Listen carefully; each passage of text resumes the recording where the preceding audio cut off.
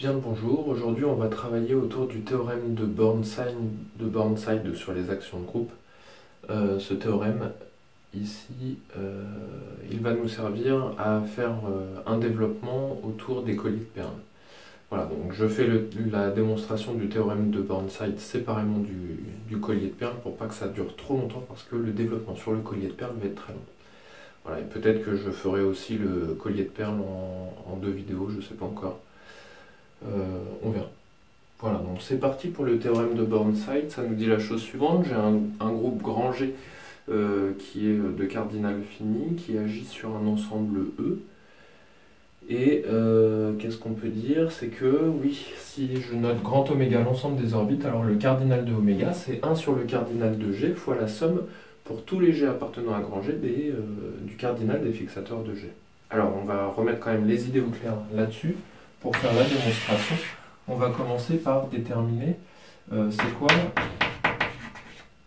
les fixateurs de G. Donc les fixateurs de G, ce sont tous les éléments X qui appartiennent à E. Donc fixateurs de G, ce sont des éléments qui sont dans E, tels que G.X. Donc G, il agit sur E, donc cette action, on l'appelle point. Et ça, il faut que ce soit égal à X. Voilà, donc ça c'est un fixateur de G. À ne pas confondre avec les stabilisateurs de X. Les stabilisateurs de X, ce sont tous les éléments G qui appartiennent à E, à grand G, tels que G.X est égal à X.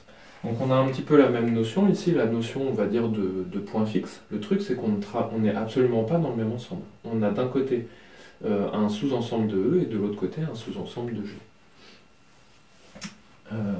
Voilà. D'ailleurs, il me semble que c'est un sous-groupe. Et puis, on va aussi en profiter pour donner les orbites de X. Donc, l'ensemble des orbites. Ici, on va d'abord décrire une orbite. Donc, l'orbite qui est liée à la valeur de X, c'est l'ensemble des G.X tel que G appartient à grand G. Donc je prends un élément X et je fais agir tous les éléments du groupe G sur le X et j'obtiens un ensemble qui me donnera ce qu'on appelle l'orbite de X. Ok, alors maintenant on va pouvoir commencer la démo. Une fois qu'on est au clair sur ces trois choses-là, on va noter soit C, qui est l'ensemble des couples Gx appartenant à grand G croix E, tel que G.X est égal à X. Ok, et cet ensemble C-là, en fait, je peux le décrire de deux façons. C, c'est soit la réunion pour tous les G appartenant à grand G, de quoi? Donc de un élément G, croix, un élément X ici qui va faire partie des fixateurs ici. Donc croix fixe de G. Donc un élément qui sera dans le fixe de G. Cette réunion elle est disjointe. Et on peut également l'écrire comme ceci, c'est la réunion pour tous les X appartenant à E du coup stabilisateurs de X croix X, qui est lui aussi une réunion disjointe. Alors pourquoi c'est une réunion disjointe? Parce que ici, je fais la réunion pour tous les G appartenant à G. Une fois que j'ai sélectionné un élément G et que je passe au suivant dans ma réunion, eh bien j'obtiendrai forcément un couple distinct. Donc, on a la chose suivante. Avec petit i, donc le petit i ça va être celui-ci, on a que le cardinal de C c'est égal à la somme pour G appartenant à grand G de, alors cet élément là en fait il ne va pas faire partie du cardinal, on va uniquement avoir le cardinal de ça, cardinal du fixateur de G. Voilà. Et donc là, on a déjà la première partie de notre égalité. Avec 2i, donc 2i c'est le morceau qui est là, De la même façon, une réunion disjointe, donc le cardinal de C, c'est la somme pour tous les x appartenant à E du stabilisateur, donc du cardinal du stabilisateur de x. Voilà. Et ça, en fait, le stabilisateur de x, je peux dire que c'est la somme pour x appartenant à E du cardinal de G sur le cardinal de l'orbite de x. Alors pourquoi est-ce qu'on a ça? Eh bien ici c'est l'équation en classe qui nous donne ça. J'en ai déjà parlé. Il me semble en vidéo.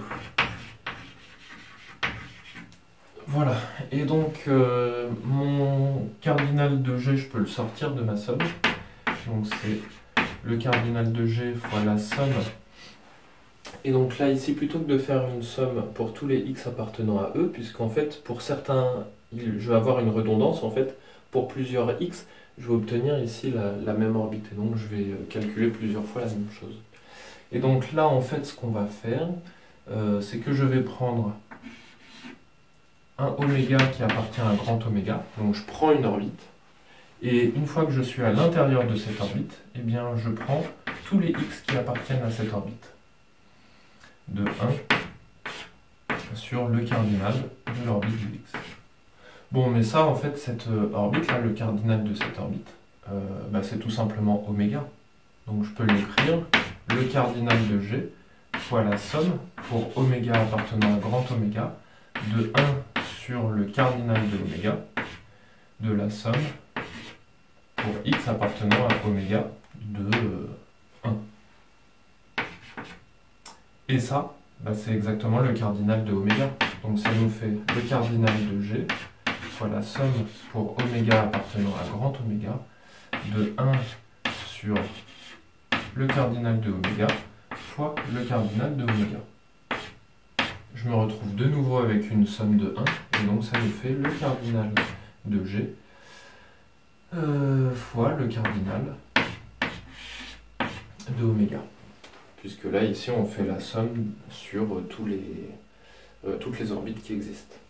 Voilà, et donc maintenant, je regroupe petit i ici avec 2i qui est là, et j'obtiens bien que le cardinal de oméga, c'est égal à 1 sur le cardinal de G fois la somme pour G appartenant à grand G du cardinal des fixateurs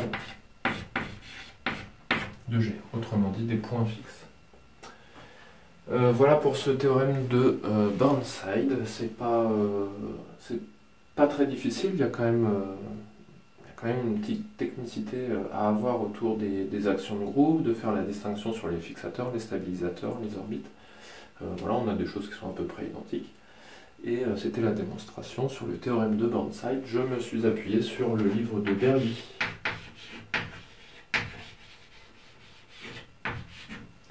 qui est un livre dont je me sers assez souvent pour l'algèbre. Voilà, donc c'était un petit théorème rapidos qui me servira dans un prochain développement. À la prochaine.